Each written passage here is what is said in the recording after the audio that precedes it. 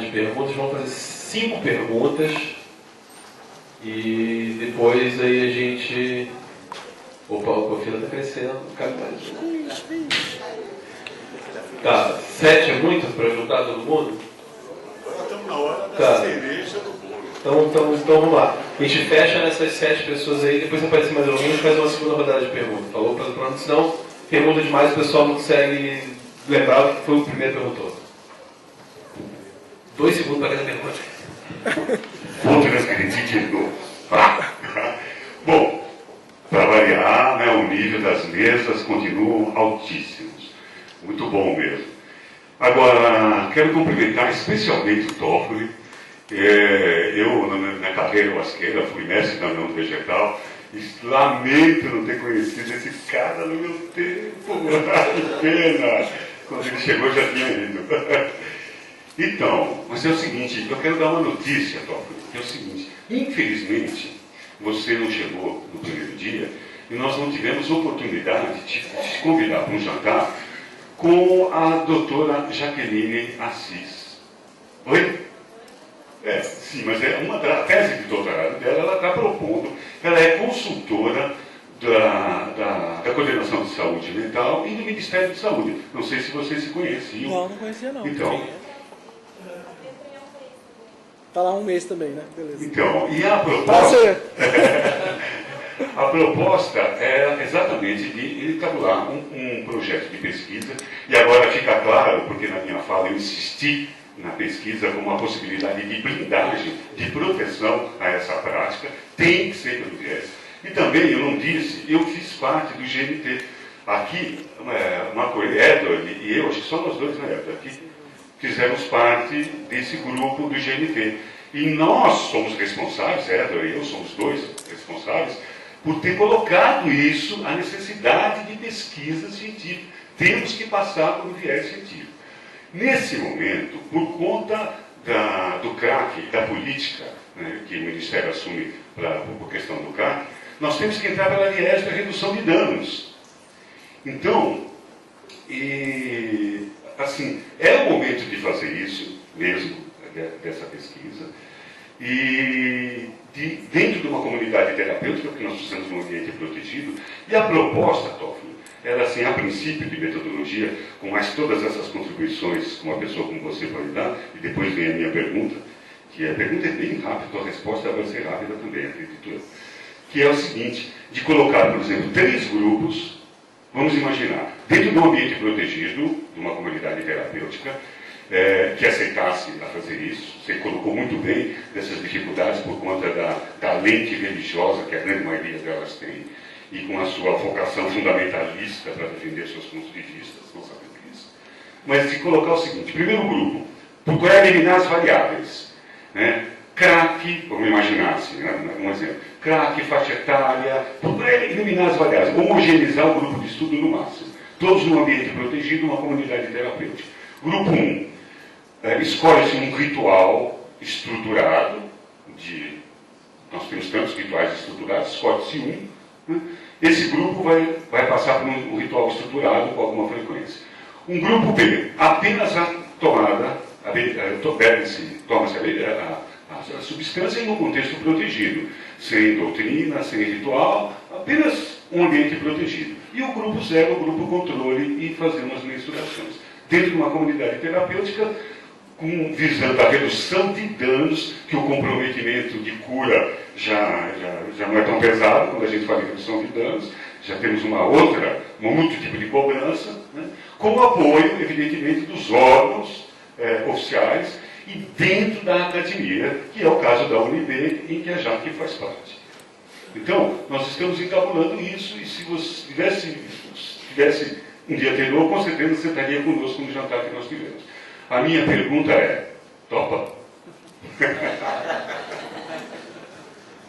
Ai.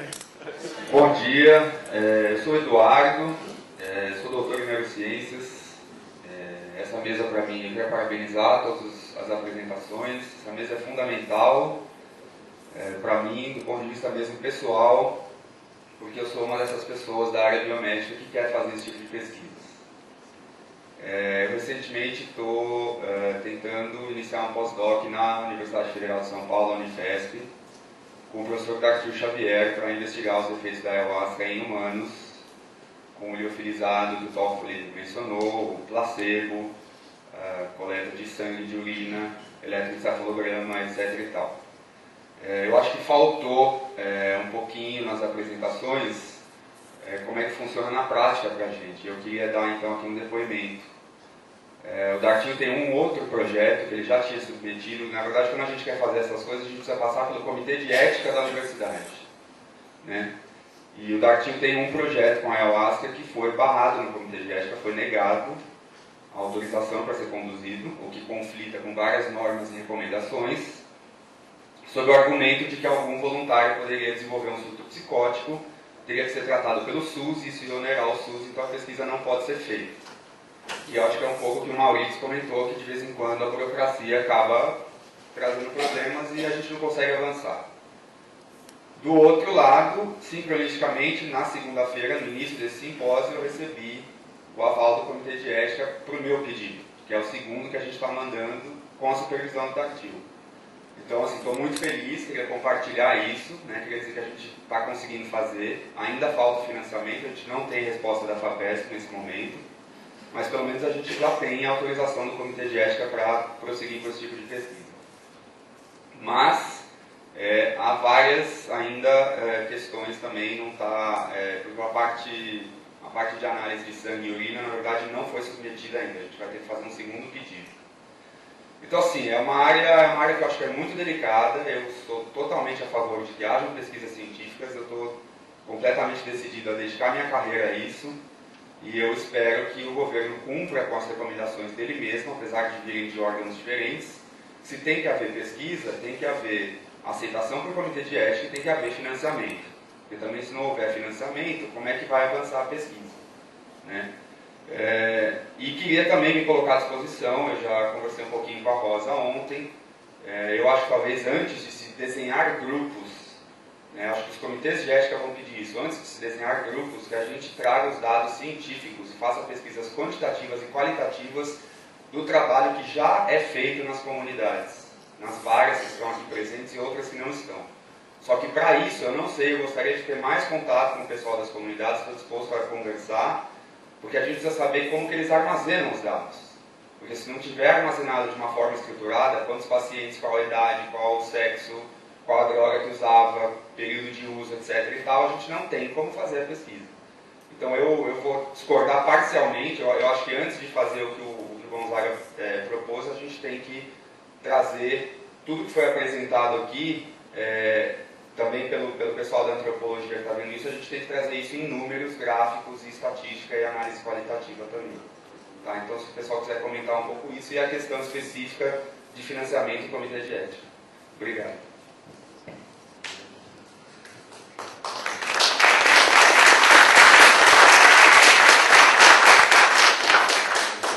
Bom dia, meu nome é Érica, eu sou antropóloga e eu trabalho na área de antropologia do direito. E eu estou querendo estudar mais a legalização da ayahuasca e tenho interesse em saber se existe um caminho diferente entre a legalização no Brasil e nos outros países que já estão legalizados, como nos Estados Unidos, por exemplo. Maurício. Bom dia, meu nome é Arturo Escobar, eu sou biólogo de formação, mestre em psicologia cognitiva e venho lá da Universidade Federal de Pernambuco. Bom, e também me categorizo como pertencente, digamos, à área de estudos mais biomédicos, mais quantitativos. Inclusive, distribuí aí uma cartinha convidando vocês a contribuir com a pesquisa que eu estou realizando lá junto com o professor Antônio Roazzi, né, que tem essa característica mais quantitativa, mais dura, com um aporte mais diferenciado do que a antropologia vem trazendo, onde ela busca encontrar essas diferenças, essas particularidades e lá no nosso campo, que está com base na psicometria, na neuropsicologia, estamos mais interessados em aspectos mais generalistas, mais gerais da experiência do cotidiano com a ayahuasca. Então eu tinha pedido ao Marcelo para falar um pouquinho dessa pesquisa, eu acho que o espaço é esse. Marcelo? É esse o espaço que a gente tem para falar. Não, Certo, certo, tudo bem. Tudo bem. Então, mas parabenizar a mesa, o encontro, Marcelo, parabéns com todas as pessoas que reuniram, os profissionais que participaram desse encontro. Parabenizar a apresentação dos palestrantes dessa mesa de hoje. Acho que é muito importante debater esse assunto. Ao Toffoli pela apresentação do Prezi, é a segunda pessoa que eu encontro. Na verdade, eu estou utilizando essa ferramenta e você é a primeira pessoa que depois eu tenho visto utilizando. Não sei se vocês conhecem a ferramenta, é uma ferramenta fantástica, assim. Veio para realmente derrubar o PowerPoint. Bom, eu queria direcionar duas perguntas, uma para o Toffoli. Em relação a essa questão da obrigatoriedade, eu entendo que tem a legislação da Ayahuasca e o relatório do grupo multidisciplinar de trabalho, né, que tem um trecho que exige, na verdade, afirma sobre a necessidade de realizar pesquisas para, digamos, comprovar ou legitimizar o uso terapêutico da Ayahuasca em diversos contextos. E eu queria entender do Toffoli, do Ministério da Saúde, não sei se você está com tempo para responder essa pergunta, mas por que o Ministério da Saúde ele não fez esse tipo de exigência para as 5.000 comunidades terapêuticas que estão entrando agora no SUS, né? E a gente não vê muita pesquisa. Lá na Universidade Federal eu participo de um grupo de estudos em álcool e outras drogas, o GEAD, que ele tem uma perspectiva principalmente do campo da assistência social, né? Então, muitas pesquisas são realizadas lá investigando os serviços do SUS, enfim, para usuários de álcool e outras drogas, e na verdade não existiu essa obrigatoriedade, digamos, essa preocupação do Ministério da Saúde em trabalhar esses tipos de serviços e assim legitimizar também a comunidade terapêutica como um dispositivo da saúde e da assistência social. Outra pergunta que eu queria direcionar à doutora Rosa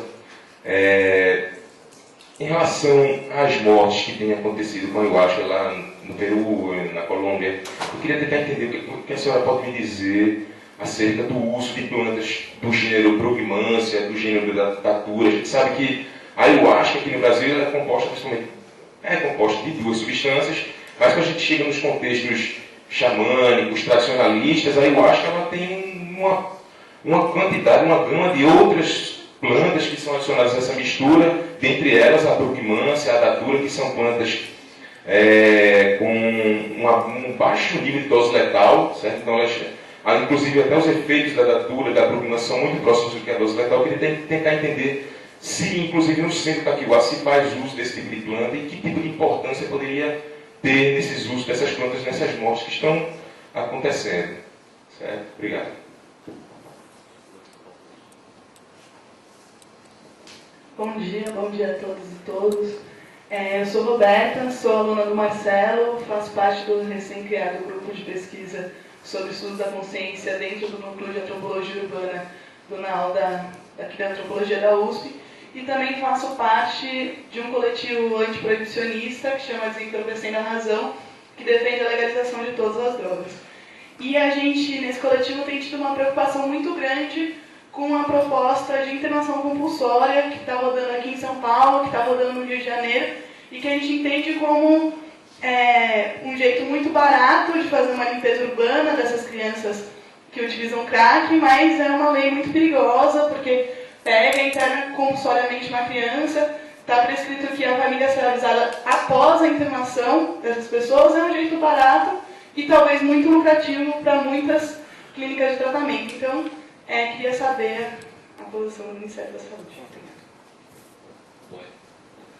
Bom dia a todos, bom dia. Eu faço trabalho no Uruguai, no Instituto Espiritual Xamânico, sou renovador. Cheguei um pouco tarde e não pude assistir às palestras de vocês, mas nós, nos países que estamos levando a Ayahuasca, precisamos muito de que o Brasil faça direito todo este estudo. Porque para nós também é muito difícil fazer cerimônias ou levar a Ayahuasca para lá, porque sempre está isso, não? Nos pergunta qual é o contexto oficial, ¿no? ¿Cuál es, de qué forma está legalizado no Brasil, ¿no? ¿Cuál es el estudio real y concreto sobre ayahuasca? Entonces, para nós é muito importante todo lo que vocês fazem. Y por favor, acorden, necesitamos que esto aconteça ya mismo, ¿tá bom? Y también quisiera saber si en Perú ya existe un trabajo oficial de parte del Estado peruano con respecto a la legalización de la ayahuasca y cuáles son, si se puede de alguna forma llegar, recibir ese material que nosotros podamos presentar en Uruguay de alguna forma para poder respaldar nuestro trabajo también, ¿no? O sea, la pregunta también sería... Bom, gente, eu agradeço muito também todo o que o Marcelo está fazendo, tá? E realmente é maravilhoso. Estou muito emocionado por tudo isso, não? É muito importante realmente para nós, daqueles povinhos lá abaixo, do Uruguai, Argentina, todo o que você faz, por favor, nós agradecemos muito, tá bom? Obrigado a todos.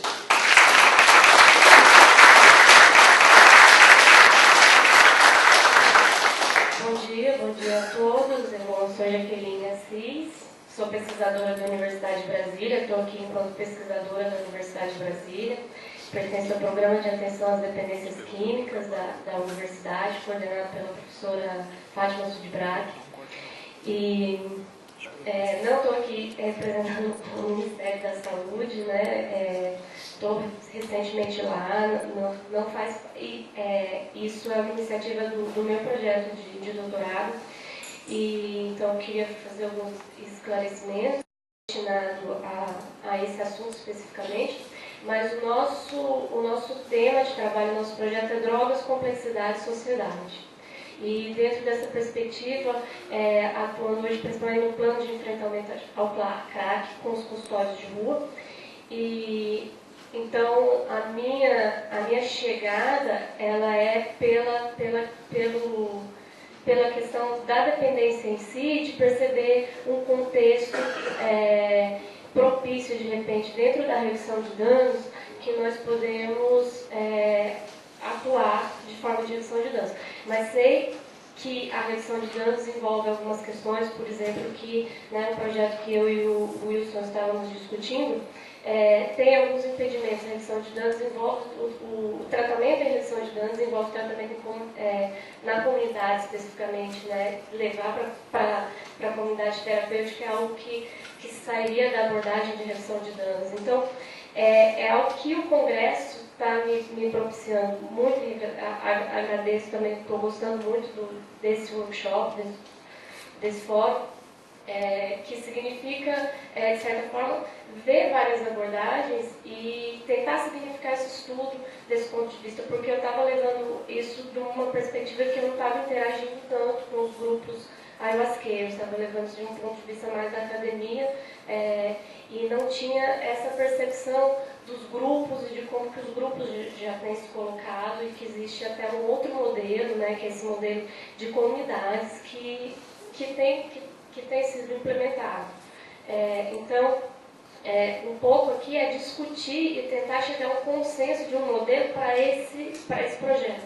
Nós estamos discutindo esse projeto. Qualquer opinião, qualquer ideia nesse momento é muito bem-vinda dentro do nosso grupo, porque nós queremos realmente discutir esse modelo, que seja tanto dentro da proposta de redução de danos, que é o que hoje a Política Nacional sobre Drogas evidencia, coloca para a prevenção e para o tratamento de drogas no Brasil, quanto do ponto de vista da pesquisa científica em si, achar um modelo que nós contemplamos tanto o que está sendo colocado enquanto política nacional, quanto o modelo que já existe dentro dos grupos.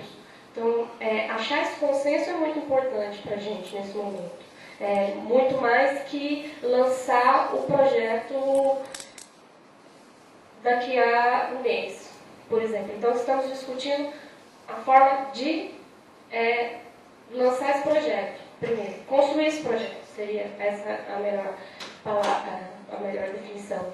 E sua contribuição, se pudermos dialogar sobre isso, será imensamente importante, enriquecedor para a gente. Mas a minha pergunta em si, ela está mais do que nós temos hoje, né, dentro do campo da... Então, acho que vai... Desculpa, eu esqueci seu nome. Maurício. Maurício. Porque hoje nós temos a regulamentação do ponto de vista religioso, mas nós sabemos que se trata de uma planta, uma substância psicoativa, e que não necessariamente, como temos tido notícias isso pela televisão, por colegas de trabalho, dentro do consultório clínico, não necessariamente os centros têm dado garantia de um uso seguro. Então, é um uso religioso, mas se trata de uma planta psicoativa. Então, temos tido alguns incidentes, Brasília, onde nós temos tido alguns incidentes, e do ponto de vista da legislação, nós temos algumas coisas específicas que regulamentam, como, por exemplo, no mínimo uma ficha de anamnese, né? E a gente sabe de centros que em Brasília que nem esse procedimento eles fazem. E outros centros que não têm nenhuma...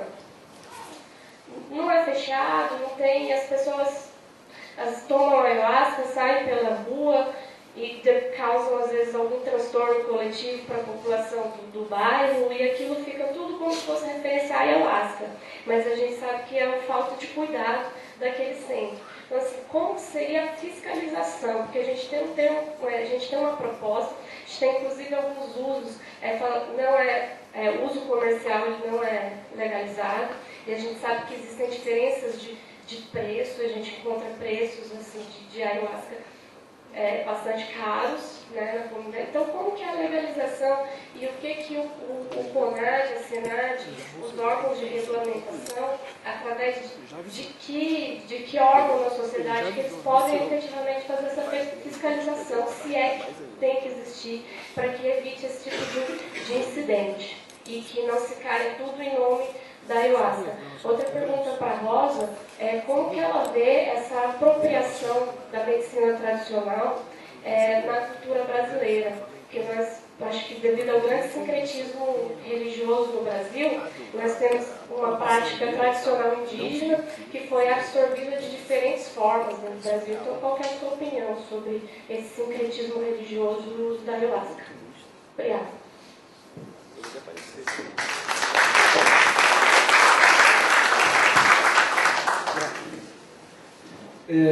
Vou procurar ser breve, né? Tem mais gente querendo perguntar também. Então, vou mesclar aqui para responder o Wilson. Não vou ser tão rápido na resposta não, mas vou mesclar uma coisa que o Eduardo falou e depois a própria Jaqueline. Eu topo contribuir. Eu acho, como o Eduardo, que talvez não esteja no momento já para fazer desse jeito que você propôs, talvez esse desenho. Acho um pouco grande, mas isso pode ser pensado mais para frente. Aí já de cara, isso é uma coisa que depois a própria Jaqueline trouxe, eu já tinha marcado aqui para falar isso, que a gente precisa ter consciência do modelo. Então, quando a gente fala de redução de danos, e eu já disse isso ontem, eu gostaria de ter ouvido mais falar sobre isso aqui, então eu vou falar um pouco rapidamente. A ideia da redução de danos pressupõe cuidar da pessoa. Cuidar da pessoa, não necessariamente fazer a pessoa parar de usar drogas. De preferência, que você faça com que ela não use drogas de uma forma que a destrua. Se ela conseguir usar sem destruir, muito bom. Se ela parar, tá bom também, porque reduziu o dano. Eu queria só frisar isso, porque às vezes as pessoas têm essa ideia de que, obrigatoriamente, pela redução de danos, não pode haver abstinência. Não, a abstinência é uma forma de redução de danos também. Certo? E isso depende, na verdade, do usuário, da pessoa. Então, como muitas pessoas querem, como meta pessoal, a abstinência, isso pode ser uma meta de redução de danos também. Agora, o que é mais importante na redução de danos foi uma coisa que a Jaqueline falou depois. É a atuação na comunidade. Né? É o que chama em inglês de outreach. Você tem que chegar lá, nas pessoas. Então, essa é uma grande tensão, na verdade, porque é uma tensão de políticas públicas que vem acontecendo nesse momento. Porque a orientação do Ministério da Saúde tem sido, dentro da ideia de se trabalhar com consultório de rua, de se ter uma perspectiva mais ampla, né? E não era a perspectiva de trabalhar com comunidades terapêuticas. E aí já respondendo o Escobar, de certa forma, também. Né?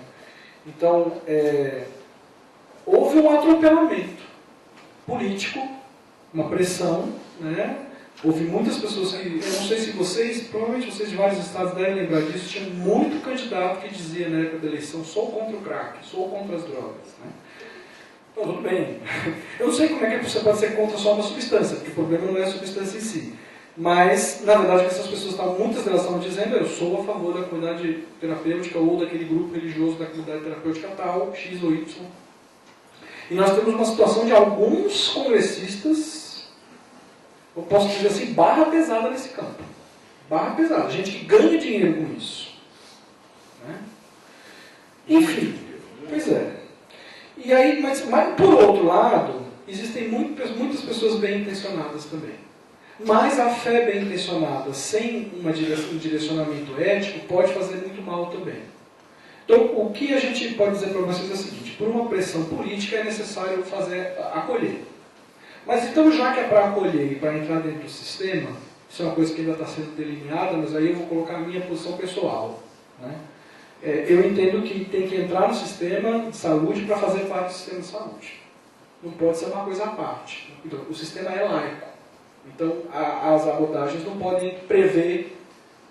Vou dar um exemplo de um camarada meu que é um pesquisador da área, o Denis Petuco, ele fala isso publicamente em todo lugar, então não tem problema eu falar. Ele teve problema com o uso de cocaína, ele foi internado numa comunidade terapêutica considerada, que ele diz que é uma comunidade terapêutica boa, né, em Viamão, lá no Rio Grande do Sul, é gaúcho. E ele diz que ele é budista. Lá em Viamão, inclusive, tem uma grande comunidade budista. E ele queria ler um livro do Dalai Lama, e não deixaram o livro do Dalai Lama entrar na comunidade terapêutica. E como é que pode, dentro de um sistema que não tem uma afiliação religiosa, isso acontecer? E ele tinha que rezar o terço todos os dias também, fazer parte do processo terapêutico. Enfim, se a pessoa não quiser, se a pessoa não for católica, se for evangélico, aí no interno tem que internar uma evangélica, como é que funciona isso para o sistema de saúde? Então, o sistema de saúde tem que regulamentar isso com uma rigidez, vamos dizer assim, um cuidado, uma firmeza muito grande.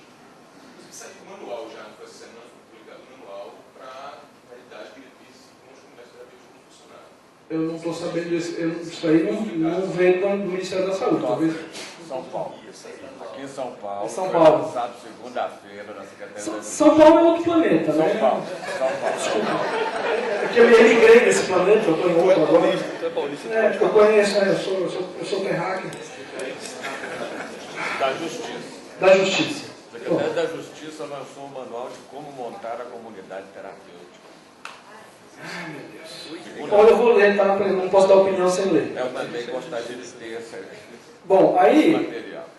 voltando aqui para um outro ponto ligado a isso aí, que é o da internação compulsória trazido pela Roberta. Né? Isso não há problema nenhum em dizer com todas as letras que o Ministério da Saúde, como um todo, é absolutamente contra.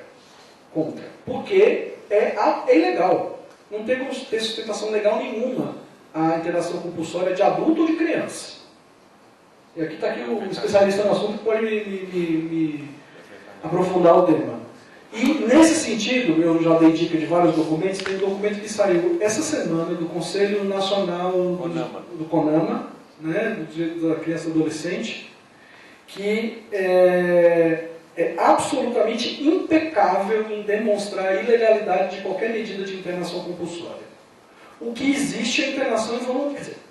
Na verdade, a lei da reforma psiquiátrica prevê internação compulsória em casos onde o juiz determina que tal pessoa seja internada em tal lugar, por tal e tal situação. Não dá para você fazer isso no atacado. Pega todo mundo, recolhe e leva, que nem fosse bicho. É gente.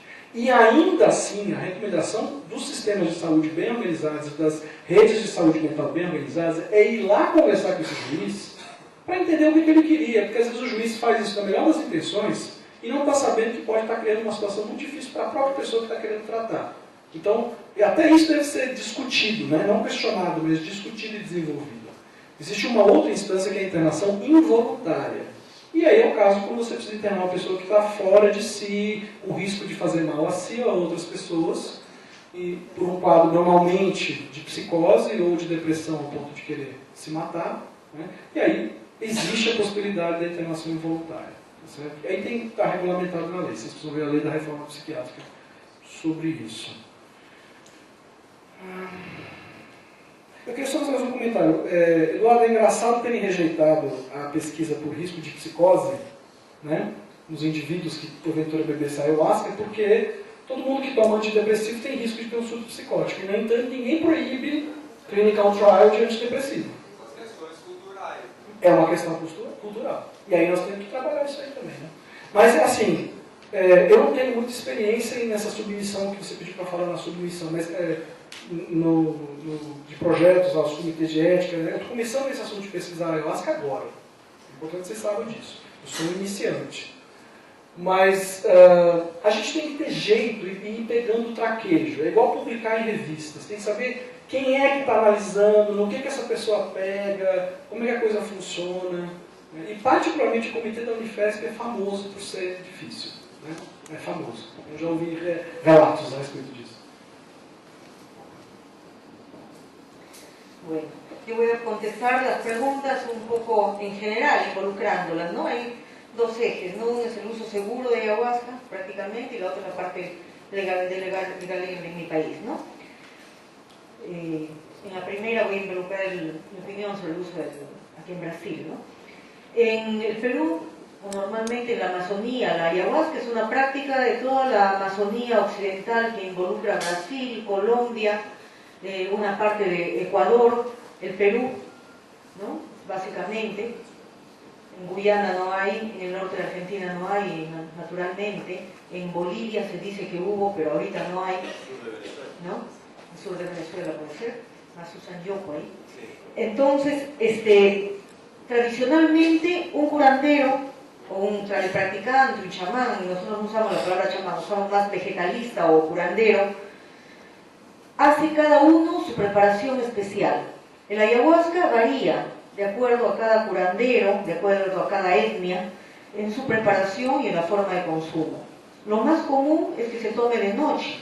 En Colombia lo toman con fogata, de día, duermen un poquito, apenas toman y después vuelven a tomar y ahí tienen la variación.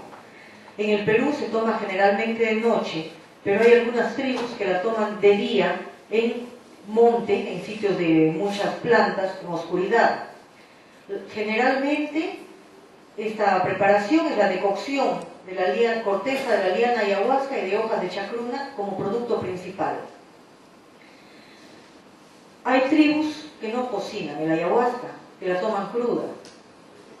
Hay tribus que no le ponen chacruna y sin embargo tienen variación. Los curanderos dicen que el brebaje de ayahuasca se llama ayahuasca porque el principal componente no es el que tiene DMT precisamente, sino es la liana ayahuasca, que tiene las beta-carbolinas, porque ellos dicen que cuando uno toma ayahuasca, estos dos componentes interactúan como cuando uno lee un libro. El que tiene el conocimiento, el que va a enseñar, el que transmite los contenidos, es la liana. Y el ayahuasca es la que va a poner el color, la luz, como para que nosotros podamos leer el libro. Y en esto estaríamos de acuerdo con el uso que da la tribu Aguajún, los aguarunas, que utilizan una preparación que tiene únicamente ayahuasca, únicamente la liana. Le llaman purgahuasca, tiene efecto purgativo. Se toman 4 tazones así grandes, ¿no? Y uno no tiene fenómeno visual importante. Hay mareo, pero no hay visualización, pero sí hay sueño. Y uno duerme y tiene muchísimos sueños, ¿no? Durante toda la noche, sueños con mucha enseñanza, con mucho contenido. Entonces, hay diferentes formas de preparar el ayahuasca, y es cierto que el borrachero, el toé, la datura, forma parte de la preparación de la mayor parte de tribus, en hojica, en poca cantidad. En la tribu Aguajún se utiliza como planta medicinal principal la datura, más que la ayahuasca. Sin embargo, esta sustancia tiene bastante escopolamina y hay mucha ceguera entre los indígenas aguajunes porque aumenta la presión intraocular y hacen glaucoma con mucha frecuencia. Cuando uno toma una preparación que tiene datura, borrachero, las visiones, la variación, la sensación es muy diferente a cuando toma la preparación solamente que tiene ayahuasca y chacruna. Porque la datura le da mucho más sensación de vuelo, es mucho más fuerte la variación. A mí personalmente me gusta bastante. Pero pero cuando uno toma frecuentemente es peligroso, ¿no? No podemos tener aumento de presión intraocular y de hecho la visión baja bastante. Entonces, un curandero tradicional y la población de la Amazonía en general no consume ayahuasca así frecuentemente en grandes cantidades.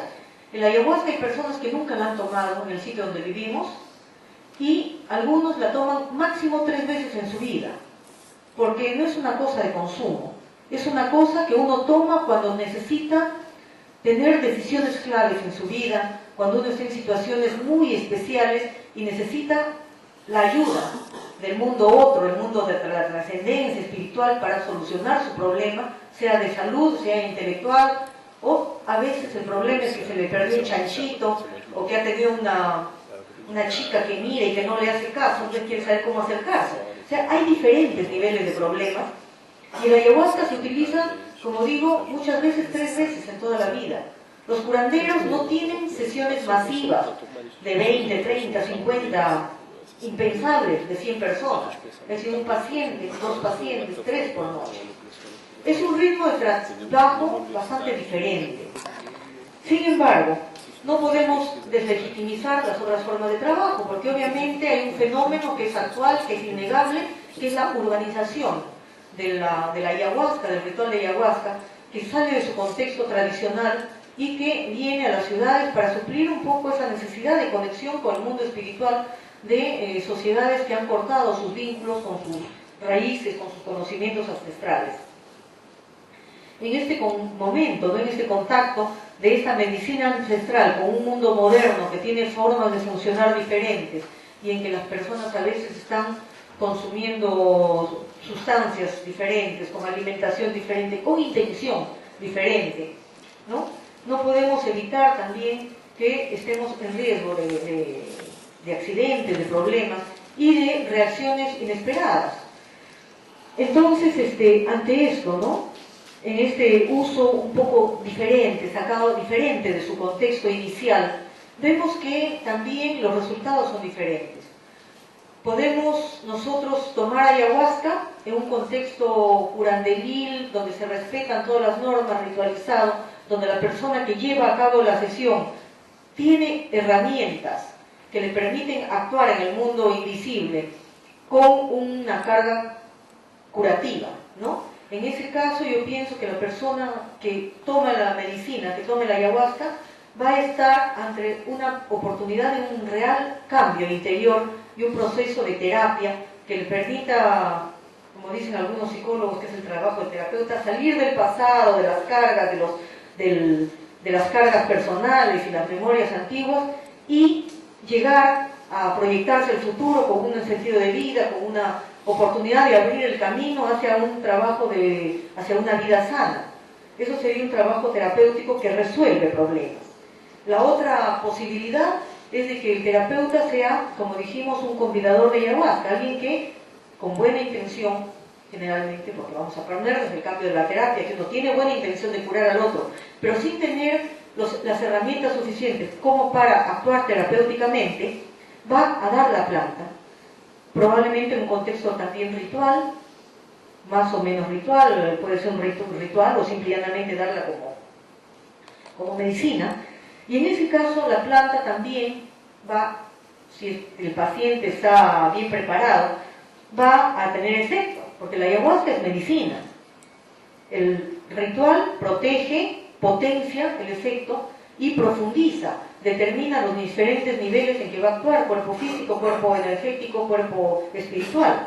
En este caso también va a haber curación, pero va a haber una curación que en el caso de las drogas yo pienso que se estaría usando como una medicina de sustitución, ¿no? Si la persona tiene apetencia de drogas, se siente mal, se siente inquieta, va a tomar la planta y la planta va a actuar a nivel psicológico también, tiene efecto antidepresivo, ¿no? Va a hacer surgir algunos contenidos, pero eso no va a ser integrado adecuadamente y el fenómeno de curación probablemente, no puedo tampoco excluir totalmente, no va a ser tan profundo, tan rico y tan sanador, ¿no? Pero eso nos pone en la situación de que hay diferentes formas de usar el ayahuasca y que básicamente es importante que la persona que está dando la ayahuasca trabaje sus contenidos personales y empiece un trabajo primeramente de autosanación y después de aprendizaje, a ampliar sus recursos terapéuticos. Entonces podríamos decir, compararlo con un psicólogo, un médico que sale recién de la universidad, que puede tener algunas herramientas de muy buena voluntad, pero todavía le faltan a veces algunos recursos como para ayudar a sus pacientes más complicados. De hecho, la ayahuasca, en la forma tradicional de uso, no en cambio, en vano tiene 4000 o más años de uso, ¿no? Es segura. Sin embargo, la cantidad de accidentes que estamos viendo actualmente, ¿no? Por un lado, pueden deberse a una presión mediática, y como en el caso de lo que pasó en el Emilio, que todos los efectos atribuibles a la policía también se los achacaron a la ayahuasca, pero también es innegable que cuando un curandero o una persona que está dando ayahuasca recibe a una persona que viene a tomar, no saben si esa persona está bien del corazón, qué contenidos va a haber. Muchas veces la persona puede enfrentarse a cosas personales muy fuertes, muy duras, y este miedo, si el corazón ha estado frágil, se está en víspera a punto de infarto, por decirlo así, si tiene un problema de salud ya deteriorado previamente, que no ha sido evaluado a la hora de la toma de ayahuasca, puede producir un accidente, un problema, que va a ser obviamente atribuido a la ayahuasca en este contexto y que va a cuestionar la seguridad de la ayahuasca. Entonces, mi opinión, ¿no?, sobre la forma de trabajo de la ayahuasca aquí en Brasil es que está bastante apartado, yo pienso que por cuestiones legales del propio país también, del aspecto terapéutico, ¿no? Se ha cortado la ligazón del aspecto terapéutico con la ayahuasca, dejándola solamente supeditada al campo religioso. Sin embargo, ahí también nos olvidamos de que no había antes una diferencia tan radical entre lo que es religión y lo que es curación. El cura se llama cura porque curaba de algún modo también, ¿no? Y entonces la religión, la enfermedad, en cuanto a su aspecto de desbalance, de ruptura entre la armonía interna del cuerpo con la mente y con el espíritu, también puede referirse a esta ruptura con lo sagrado, con la aproximación a la espiritualidad. Y sabemos que nuestro cuerpo físico, cuando manifiesta una enfermedad, eso es la consecuencia de que ya hubo una ruptura a nivel espiritual, a nivel mental, a nivel energético antes. Lo único que está manifestando en nuestro cuerpo es el final visible de una cadena que ya empezó con una enfermedad previa y que tiene que ver muchas veces, pues, por decirlo en forma simple, en una forma negativa de pensamiento, en un no respeto a la sacralidad, que tiene que ver un poco con la transversión que dijo ayer Gabriela, ¿no? El romper las reglas, las normas de este mundo, que es ante todo un mundo espiritual. La medicina tradicional indígena es ante todo una medicina espiritual más que física. Y entonces, desde este punto de vista, obviamente la fe, obviamente el contacto con lo sagrado es altamente curativo, y esa es la parte que yo rescato, ¿no?, de la ayahuasca en el uso religioso, que tiene un aspecto curativo implícito. No es solamente un acto de fe, como si el acto de fe fuera una cosa muy aparte del acto terapéutico. Yo pienso que es fundamentalmente lo mismo. Y lo que sí notamos y estábamos comentando ayer un poco, ¿no?, es que a nosotros nos sorprende bastante la diversidad. Bueno, Brasil es un país inmenso, con una pluralidad muy marcada, con un pensamiento muy diverso, y obviamente eso también hace que las prácticas y la diversa forma de utilizar las medicinas tradicionales, y el ayahuasca en este caso, es también sumamente diverso.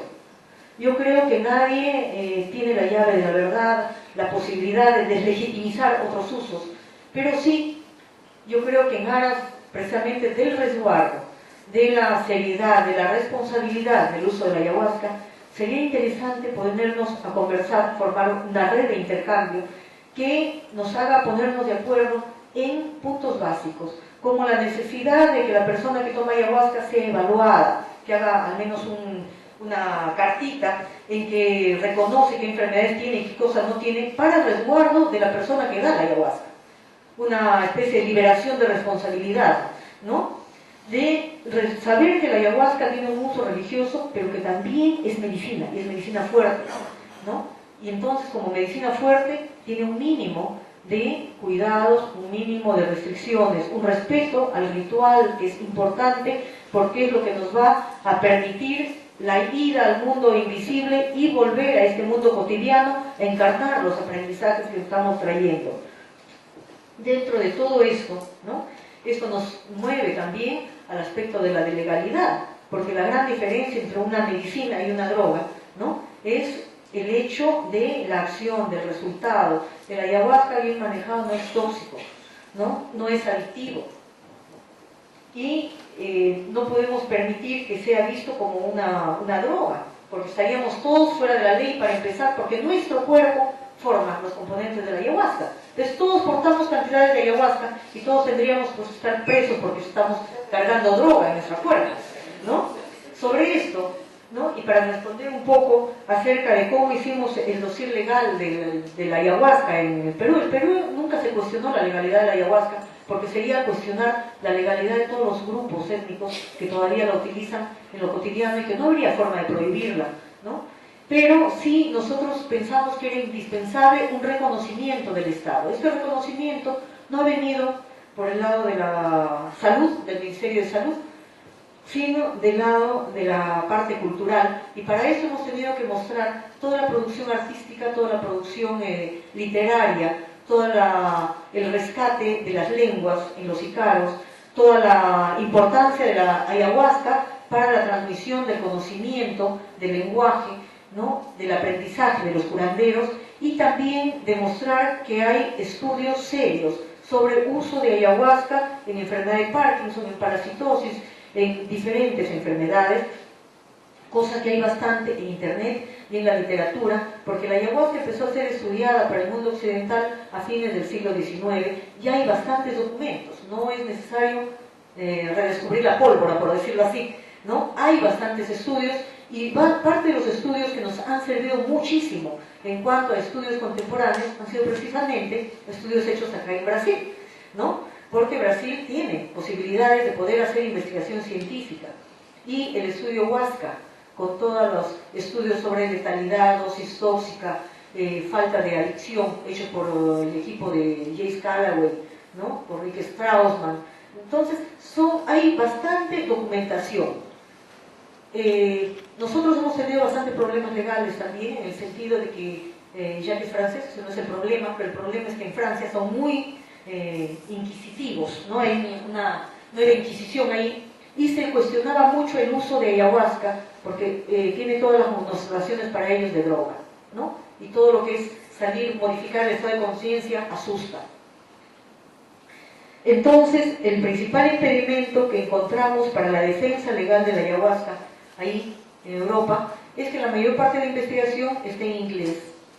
Y estos países no aceptan investigación que no haya sido hecho por ellos, ¿no? Entonces, hasta ahora ellos no aceptan toda la investigación, está el proyecto Huasca y todo eso, porque les parece una cosa rarísima en un idioma extraño.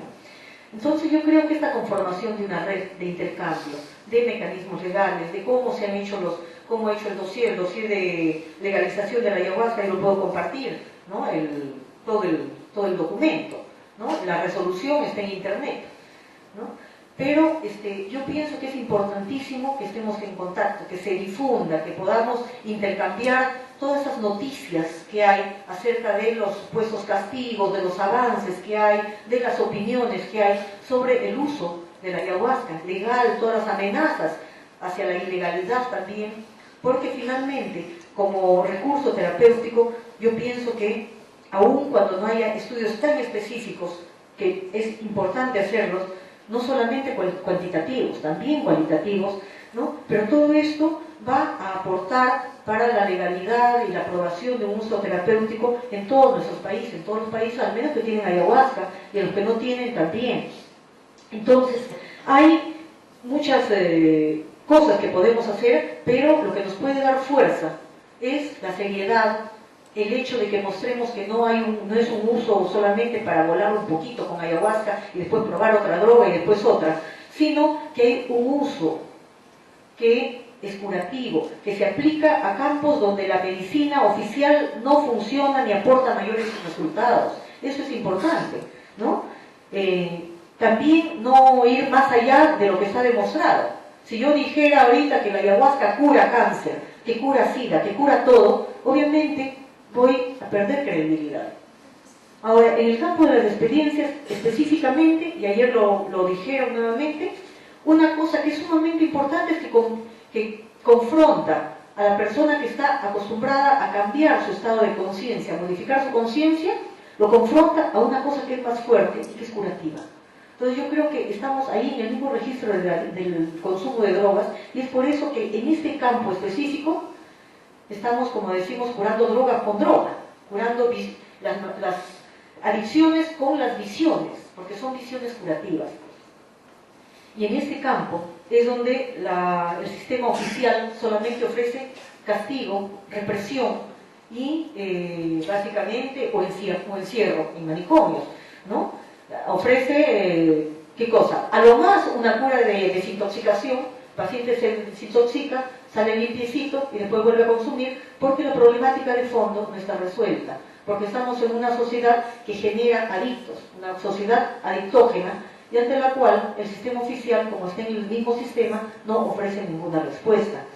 Entonces, es precisamente rompiendo un poco esos esquemas donde podemos aproximarnos a la curación, y nosotros hemos tenido un estudio cualitativo hecho por una doctoranda en antropología que se llama Andenis, ¿no? Y que exploró desde adentro de la curación qué cosa podía curar en relación al tratamiento de ayahuasca.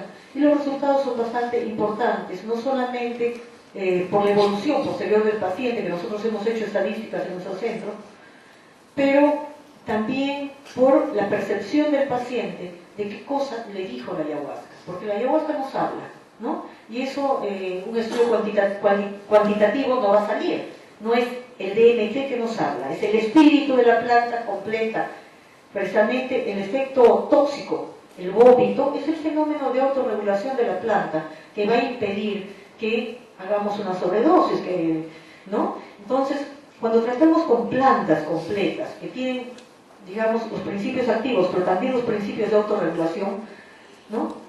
La curación es mayor porque no estamos hablando de sustancias extrañas preparadas específicamente para quitar esos efectos secundarios que al mundo occidental no le gustan, como es vomitar, tener diarrea, cosas del cuerpo, pues, ¿no? Lo natural, ¿no?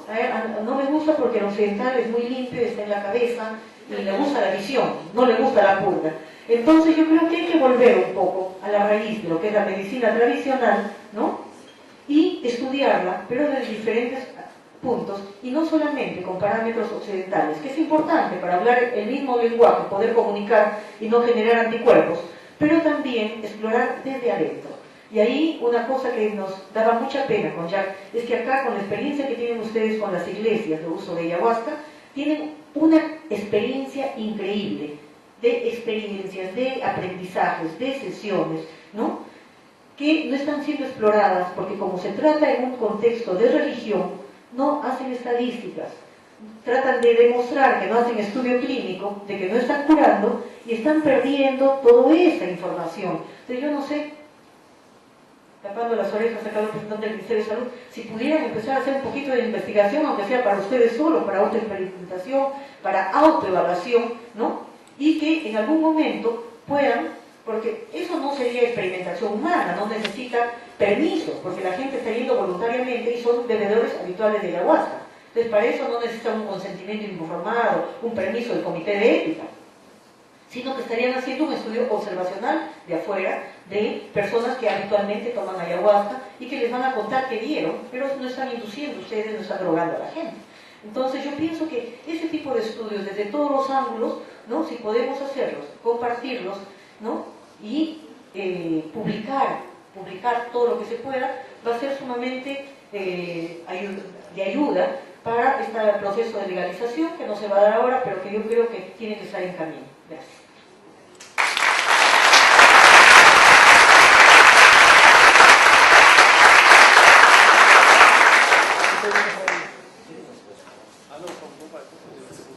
Concluindo só rapidamente, porque é bem breve a intervenção, foi o pedido aqui não, foi a Jaqueline, foi eu? Érica, isso. A base que permite essa descriminalização, essa retirada da substância como uma substância proscrita, é a mesma, porque todos eles estão se fundando aqui na Convenção de Viena, de 1971, que vai dizer exatamente, vai dizer respeito a essas plantas aqui. O nosso artigo 2º da lei nossa de drogas diz exatamente o seguinte: ficam ressalvadas, são drogas, tal, eu explico o que, estabelece o seguinte: ressalvada a hipótese de autorização legal, bem como que estabelece a Convenção de Viena, a respeito de plantas de uso estritamente ritualístico religioso.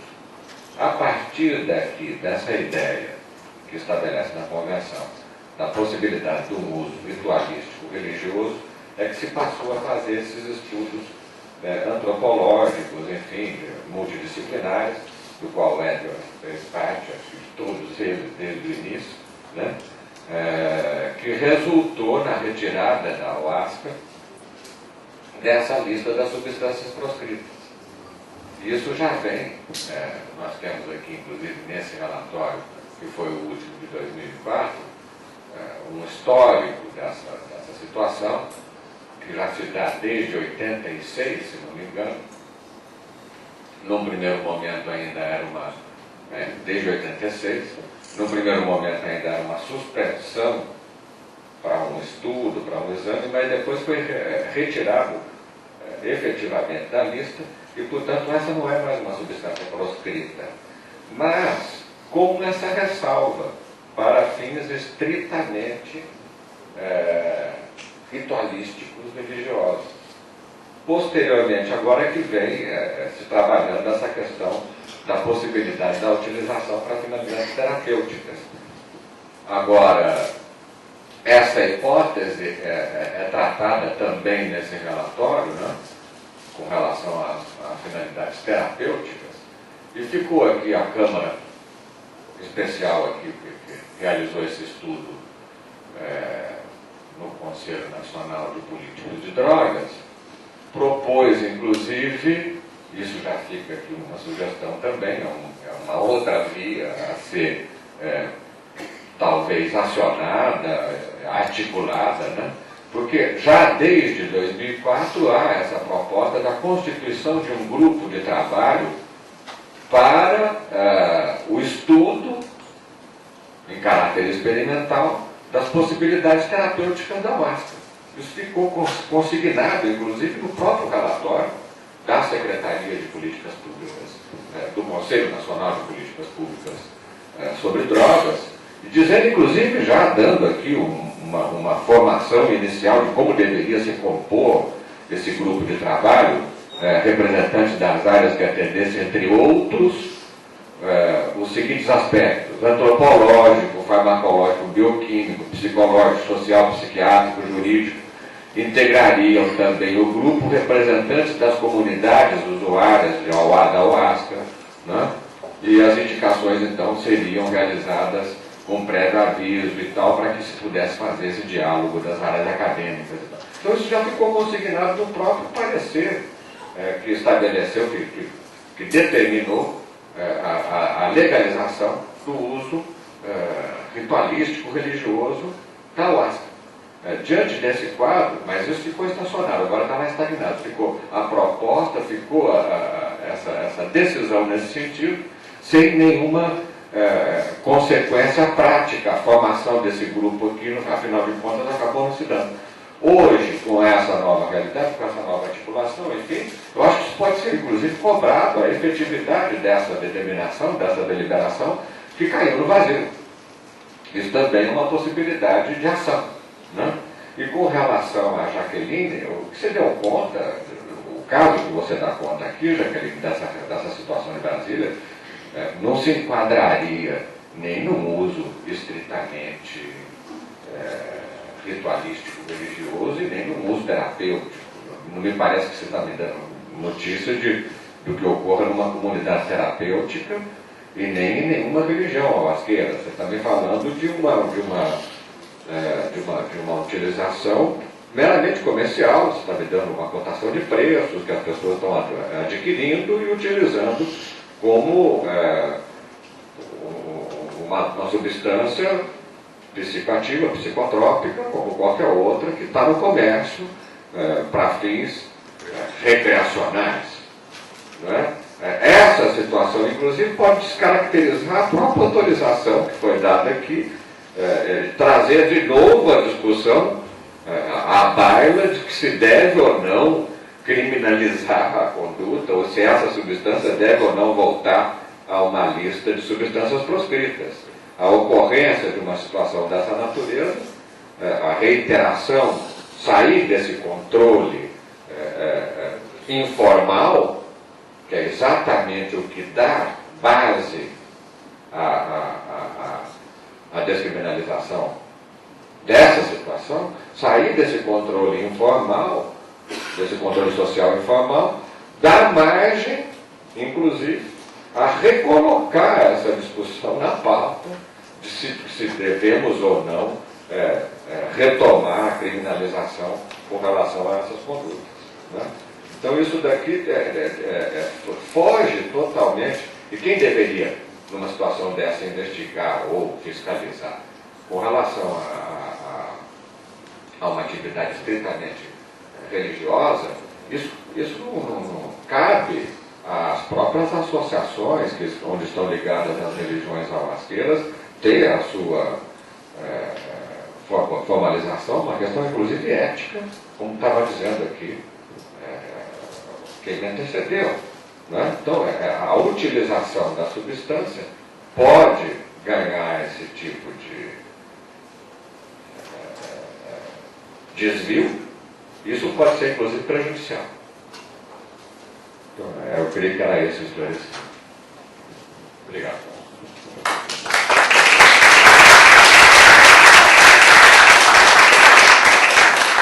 Eu vou pedir desculpa.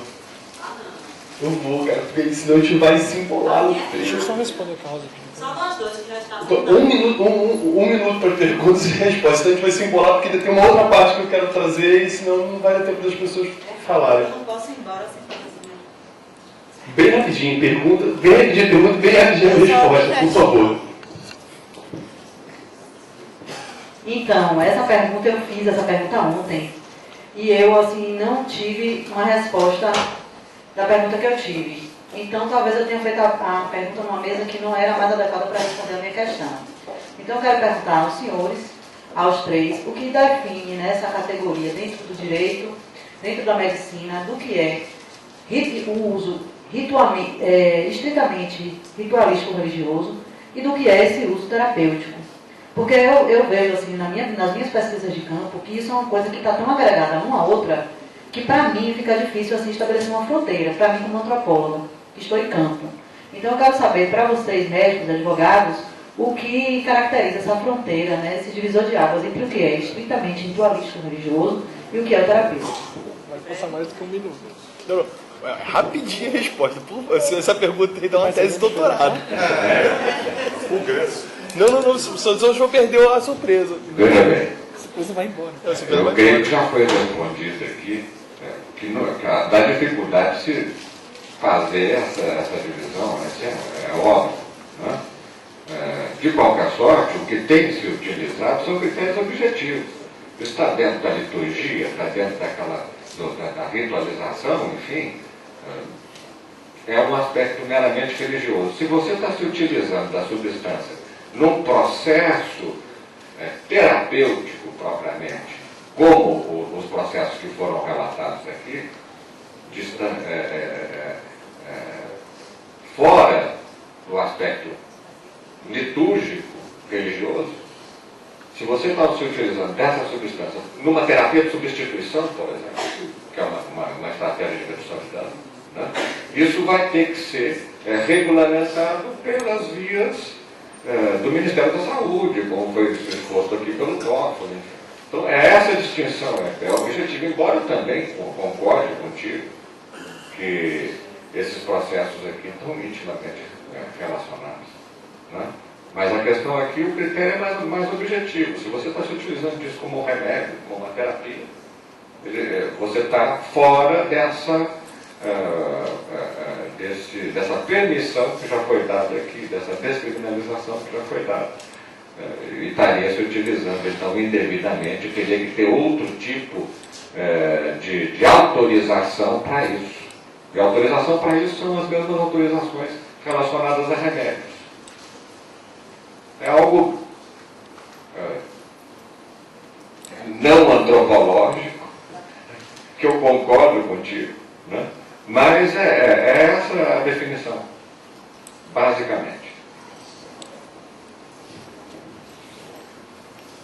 Bueno, yo pienso que el acto curativo involucra todas las esferas del ser humano, pero de acuerdo a la forma de actuar, a la enfermedad o a la molestia que tiene, hay diferentes niveles. Yo tengo, por ejemplo, un paciente en Lima, que no está en Tarapoto, que tiene Parkinson, y yo le estoy dando ayahuasca. Toma una cucharadita cada noche y han mejorado bastante sus síntomas, porque el problema es que ese señor no mejoraba con la medicina habitual. Su neuróloga es la doctora Macetti, ex ministra de Salud de Perú, y sabe que está tomando ayahuasca y le ha permitido, ¿no? Le ha dicho, bueno, ya que la otra medicina no funciona, haz la prueba con eso. Está 4 meses ya con ayahuasca y ha mejorado bastante, al menos ya puede tomar sopa, que no podía antes por el temblor. Esta ayahuasca, yo se la doy, la ayahuasca que nosotros usamos, pero él la va a tomar con respeto en la dosis que yo le he dicho, ¿no? Una cucharita antes de dormir, y obviamente ahí no hace ritual. Él no va a tomar no va a hacer ningún ritual, no va a poner un icaros, nada. Él la toma como medicina para su cuerpo físico. Cuando nosotros hacemos sesiones de ayahuasca y en que hay ritual, una cosa que experimentamos con las plantas vomitivas al inicio es de que cuando la planta se daba así sin ritual, el paciente con la ayahuasca vomitaba, pero era una experiencia bastante sufrida, demoraba 2 horas en vomitar, en empezar a vomitar, la experiencia se prolongaba muy tarde. Y cuando se icaraba, cuando se soplaba con tabaco, se hacía cantos, el vómito empezaba a los 20 minutos, o sea, había de 2 horas a 20 minutos un acortamiento del periodo en que la persona empezaba a vomitar. Los contenidos que veía acompañando al vómito eran mucho más catárticos, de un nivel emocional, veían que vomitaban las peleas que había tenido con la esposa, con la mamá, etc., cosa que no se había visto antes. Lo que implicaba que el trabajo mediante el ritual se estaba profundizando, estábamos llegando a una esfera que cuando dábamos el medicamento solamente y tocábamos el cuerpo físico, no tocábamos. Cuando la inversión afectiva del paciente y se hacía el ritual completo, con un inicio, sopladas, un final común y todo, veíamos que tocábamos o acelerábamos aún más el proceso. Eso implica que hay una tecnología, como dijo ¿sí? ¿No?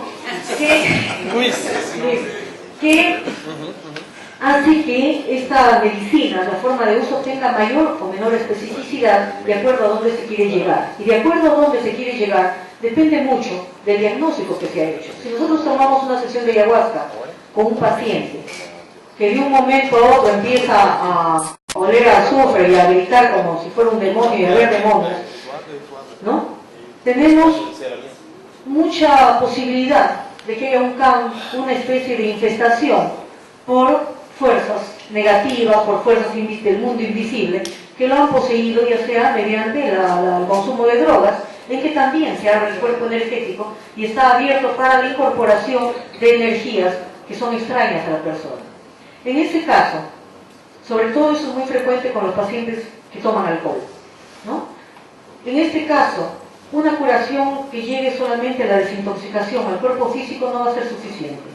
Una terapia psicológica que trabaje los contenidos de relación papá, mamá, etcétera, etcétera, no va a ser suficiente, porque hay otra cosa ahí adentro que no se toca con la medicina moderna y que está resonando en causar el estado de enfermedad. Y en ese caso, la experiencia podemos decir que tiene que ser una experiencia religiosa en el sentido amplio de la palabra, no necesariamente confesional de iglesia, sino en el sentido de la palabra religare, reconectarnos con este aspecto espiritual, con este aspecto invisible, reconectar la materia, como dijeron ayer, con el espíritu, o sea, religare. Y en este caso el curandero asume un rol sacerdotal, ¿no? Y es un acto sagrado, mueve la sacralidad porque estamos haciendo pasar algo de la vida ordinaria, como es el estado de salud, la parte física, a otra cosa, ¿no? Esto implica sacrificio, o sea, hacer sagrado lo cotidiano con esfuerzo que nos cueste para cambiarlo al registro, dejar que sea así, concreto y material, y darle esa resonancia espiritual que necesita una curación espiritual. Entonces, a mi modo de ver, una cosa personal, ¿no? La diferencia entre el acto curativo solamente y el acto religioso es una cuestión de profundidad, de nivel al cual se accede. Y el acto, la religión, por eso para mí, es el acto más curativo que puede haber, porque actúa no solamente en el cuerpo físico, sino también en el cuerpo emocional y en el cuerpo energético, en el cuerpo espiritual de la persona. Entonces diría que el acto religioso trasciende la curación solamente física, en el cual muchas veces los médicos queremos solamente restituir la salud, pero no curar de fondo las causas que están ocasionando los síntomas, y mucho menos reconectarnos con el sentido que tiene esa enfermedad como revelador de modos de vida no sanos o de relaciones inadecuadas. Entonces yo pienso que la religión, en ese sentido así amplio, ecuménico, abierto, ¿no?, de reconectarnos con la espiritualidad, con la energía, con lo profundo de la persona, es altamente curativo, porque no se trata solamente de saber que me estoy muriendo de cáncer, sino de encontrarle una salida, un sentido a esta enfermedad que nos muestre que esta enfermedad es un intento de mi cuerpo por curarme al mismo tiempo. La enfermedad no es diferente de la salud. Es un mecanismo saludable del cuerpo para recuperar su equilibrio. Gracias.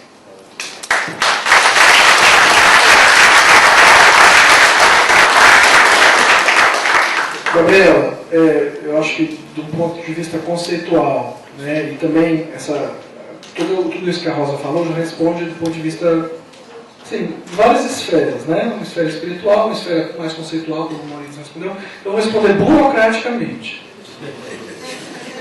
É uma dimensão da vida, né?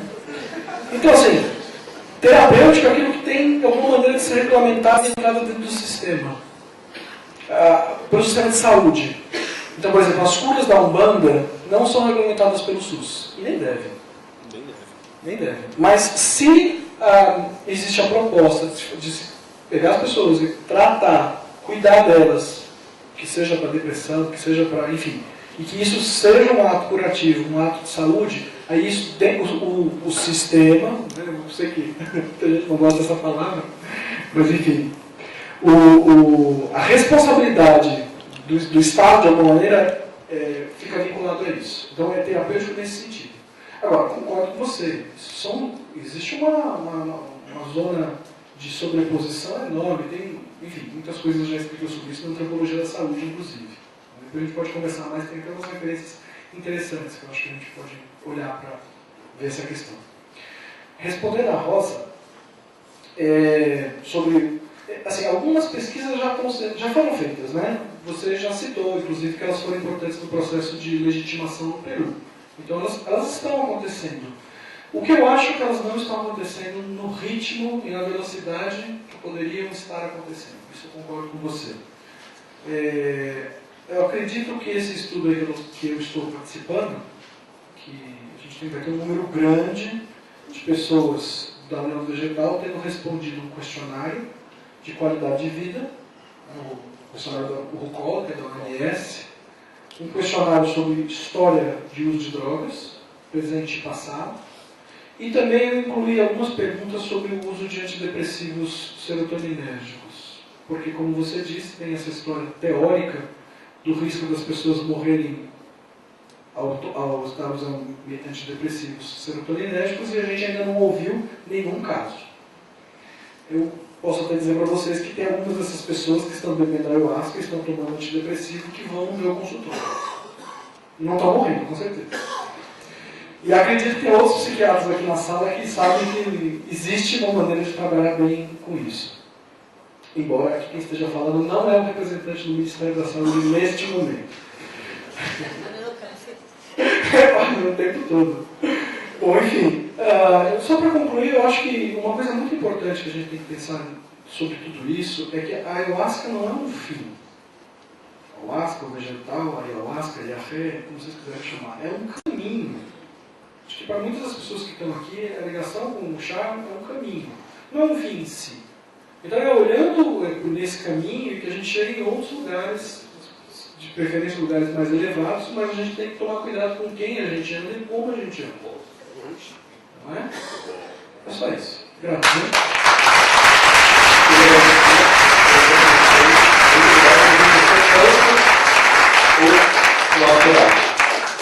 Antes da gente partir para o final, eu queria chamar o Eduardo, o Arturo e o Jaque para 3 recados assim, de 30 segundos cada um. Que se trata, né, qual a perspectiva dessa pesquisa. É uma pesquisa na área da psicologia cognitiva, certo? Que tem uma perspectiva não apenas psicométrica, no caso aqui, o que eu posso fazer com vocês à distância, assim, o que é possível, essa parte mais psicométrica, mas ela também abarca uma perspectiva neuropsicológica e também uma perspectiva no campo das neurociências, onde a gente está tentando vai fazer uma avaliação da neuropsicológica sobre da eletroencefalografia, né, que a gente está tendo alguns problemas, mas é com um público limitado e será num contexto ritualístico muito específico lá de Recife, da Sociedade Proteísta Ayahuasca. Bom, então fica esse convite para vocês, certo? Eu vou, a todos aqueles que desejaram participar, se inscreverem, é claro que isso é voluntário, vocês se sintam à vontade de, na hora de ver o questionário, resolver ou não. É um caminho que é bastante difícil de realizar, é muito mais dificultoso do que a aplicação presencial, né? A motivação no computador é sempre geralmente mais complicada, mas eu fico contando com vocês. Enfim, a gente está pegando uma diversidade muito interessante de grupos, tanto lá de Recife quanto de Alagoas. A gente tende a mobilizar alguns grupos lá em Fortaleza, mas foi a questão da distância com Pernambuco atrapalhou um pouco, mas ainda estou esperançoso. A UDV também foi enviado o projeto, gostaram do projeto dos pareceristas, mas até então ainda estou aguardando a resposta aí da UDV do professor Fernando, vou pressionar um pouquinho quando chegar em Recife. E eu só gostaria de agradecer a todos, certo, pela compreensão e agradecer ao Marcelo aí pelo espaço concedido e fico bem feliz de estar aqui em São Paulo participando desse evento. E muito obrigado, pessoal. Eu acho que em relação ao que o hermano uruguaio falou, né, que é da necessidade de pesquisa, eu digo mesmo, né, assim, é muito difícil motivar as pessoas dos grupos ayahuasqueiros. Então, ayahuasqueiros, acordem, os pesquisadores querem pesquisar também.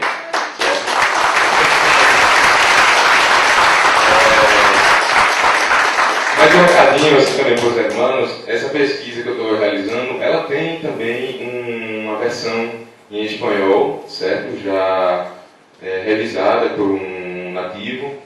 E se vocês se interessarem, também podem deixar aqui os seus contatos, eu posso também enviar, seria interessante também ter esse aporte de lá do pessoal, dos nossos irmãos de língua espanhola, certo? Muito obrigado pelo espaço.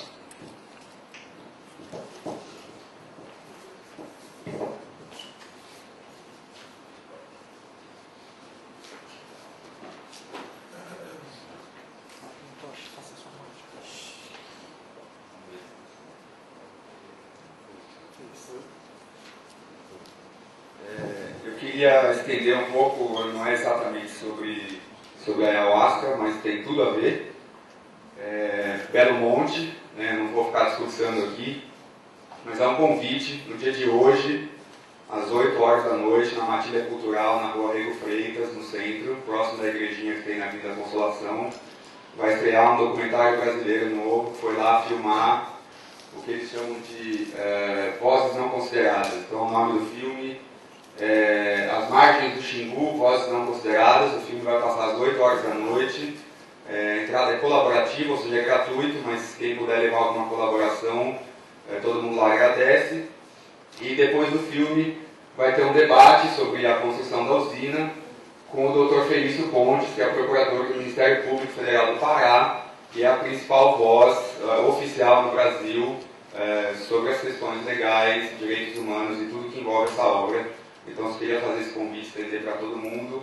E lembrar que vai passar ao vivo também na internet, quem não puder ir presencialmente, vai passar no xinguvivo.org.br/ao vivo. Então, por favor, divulguem, Facebook, Twitter, façam tudo, que essa é uma questão fundamental. Tá? Valeu.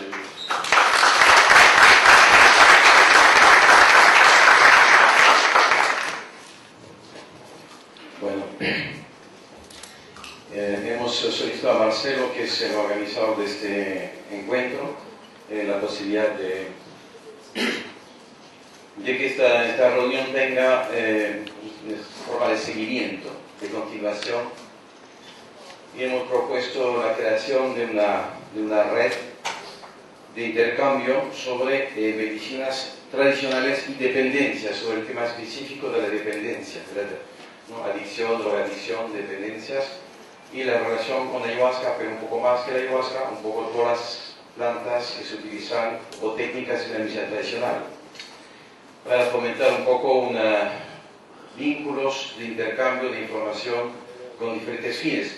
Hemos hecho un pequeño borrador de un texto que le voy a leer muy rápidamente. Después, lo que quieren, estén interesados, se va a poder conseguir por internet, y hay unos papeles ahí que pueden tener. Se propone entonces una creación de una red de intercambio sobre medicinas tradicionales y dependencias y situaciones de dependencia, con fin de elaboración de propuestas, de protocolos de investigación, pesquisa, códigos de ética, fiscalización, eventualmente, y capacitación de terapeutas e investigadores en dichas áreas. Objetivos siguientes, objetivos generales. 1. Intercambiar información sobre el abordaje de la problemática de las dependencias con el uso de medicinas tradicionales en integración con otros sistemas médicos, no solamente medicina tradicional, pero también articulado con medicina moderna y eventualmente otras prácticas médicas. 2. Promover la creación de herramientas normativas y jurídicas para el reconocimiento y protección de las prácticas de medicina tradicional indígena en integración con otros sistemas médicos y terapéuticos alternativos complementarios occidentales. Es lo que acabamos de hablar esta mañana, ¿no? Para la cuestión normativa, legal, intercambiar información sobre esos temas para hacer avanzar las cosas. 3. Impulsar sugerencias, recomendaciones y normas mínimas de ética y fiscalización comunes en relación a la investigación y aplicación de las medicinas y terapias tradicionales en integración siempre con otros sistemas médicos. La otra parte que es un poco la ética, ¿no? Pues, de acuerdo en un mínimo de exigencia ética a los que pretenden trabajar con problemas de adicción y medicina tradicional. 4. Ofrecer propuestas a organismos de salud pública en relación al tratamiento de las dependencias con el uso de medicinas tradicionales en integración con otros sistemas médicos. Entonces, ser interlocutores para poder proponer a política de salud, gobierno, Ministerio de Salud, entidades, ¿no? Ideas, sugerencias, propuestas. 5. punto, la difusión, fomentar la difusión de la medicina ancestral de los distintos pueblos originarios y crear espacios de encuentro para la transmisión de este cuerpo de conocimiento. Porque hablamos de medicina tradicional y dependencia, pero tenemos que tener presentes también los mismos actores, los pueblos originarios, que pueden también aportar su contribución. 6. Recibir, no solamente acoger y bueno, intercambiar y recibir aprender de ellos. 6. Establecer las condiciones para la capacitación de terapeutas en dicha especificidad, la circulación, comunicación, visitas de los mismos en distintos centros de tratamiento. La idea de esa red es poder, gente que quiere capacitarse o hacer investigación pueda circular en esta red teniendo ya contactos previos, ¿no? Entonces, circulación de investigadores y terapeutas que quieren capacitarse, formarse, aprender. Y séptimo, fomentar espacios de intercambio e encuentro junto a los pueblos originarios, con fines de recuperación de los instrumentos terapéuticos autóctonos, ligados a su propia problemática de uso de alcohol y otras drogas. Los mismos pueblos originarios sufren problemas de adicción y más que todo de alcoholismo, y tienen una problemática para recuperar ellos mismos sus propias medicinas, su propia espiritualidad, que es la mejor respuesta a sus problemas de alcoholismo y adicción. Eso ya existe, está en curso, pero es muy débil, y hay propuestas que se están haciendo no solamente aquí en América, pero también en Australia, con los aborígenes, en Sudáfrica, y en Canadá, en otras partes. La idea es un poco proponer que esos conocimientos tradicionales sean herramientas para esos mismos pueblos que lo puedan recuperar. Las experiencias demuestran que cuando recuperan su sistema de medicina y espiritualidad, el alcoholismo baja en forma drástica en poco tiempo. Bueno, para todo eso que van a poder leer tranquilamente en internet y que vamos a pasar, ¿no? Nos hemos permitido, hemos elaborado eso ayer con la gente de la Fundación Mesa de Rosario, en Argentina, y para que no quede una buena intención así en el aire y que va a demorar, aprovechando que estemos todos acá, estamos proponiendo que se constituya un grupo de trabajo que podemos nosotros empezar, los de la Fundación Mesa Verde y Taquihuasi, como núcleo inicial, y proponiendo que todas esas propuestas de lo que estamos haciendo este comité de trabajo pueda formular, proponer un esquema concreto y que eso se pueda trabajar en la segunda quincena del mes de noviembre de 2012. Segunda quincena, noviembre de 2012, en Rosario, en Argentina, por dos razones, porque hay un espacio ahí que tiene Mesa Verde, y ellos tendrán su tercera jornada sobre chamanismos y estados amplios de conciencia. Entonces, aprovechar este evento, y también unos pocos días antes o después habrá en Buenos Aires el encuentro del Consejo Interamericano sobre Espiritualidad Indígena, que es un grupo que existe desde el 96, de realizar foros cada 2 años sobre la espiritualidad indígena. Entonces habrá motivos para participar de varias actividades interesantes. Entonces ese documento, no quiero quitar más tiempo, lo vamos a dejar. Los que quieren comunicarse,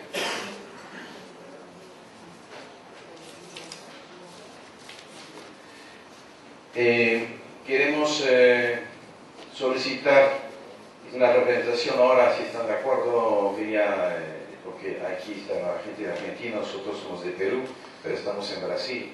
Entonces, un compromiso de Wilson Gonzaga, si nos puede acompañar para este núcleo inicial, y todos los que están interesados pueden asociarse, no es un club cerrado, solamente estamos lanzando una propuesta, pero no sé cómo estás muy metida en esos asuntos, y si nos puedes ayudar para la parte de la inicial.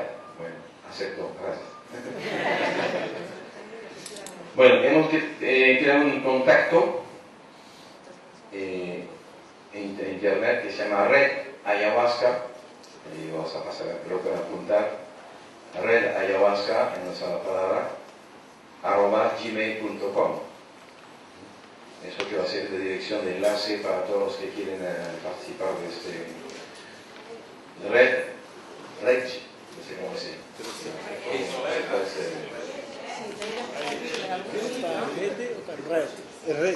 R-E-D, en español. En español, Red, R-E-D, Ayahuasca, Red Ayahuasca. Así que vamos a dejar sus papeles, y todos los que estén interesados, por favor, siéntense libres de participar, de contactar. Es una iniciativa que se va lanzando así, con tanteos y seguramente algunos errores. Por eso tuvimos un año de reflexión, un poco más de un año, y en Rosario, en noviembre del 2012, se puede empezar a hacer cosas más concretas, más precisas, más definidas, ¿no? La idea básicamente es fomentar todo lo que es uso de medicina tradicional, ayahuasca en especial, para el tratamiento de la adicción, ¿no? Y eso va en sentido de las pesquisas, investigaciones que hablamos, de defensa legal, protección de pueblos originarios, etcétera, etcétera. Y gracias por su atención. Yo quiero aprovechar que tengo el micro para agradecer a Marcelo, porque ha hecho casi todo solo, además a comprar la botella de agua, llevarnos al hotel, ver todas esas cosas, y entonces yo te agradezco bastante porque gracias a ti hoy día hemos podido esos días intercambiar, aprender cosas y hacernos más amigos. Así que un saludo para ti y un agradecimiento.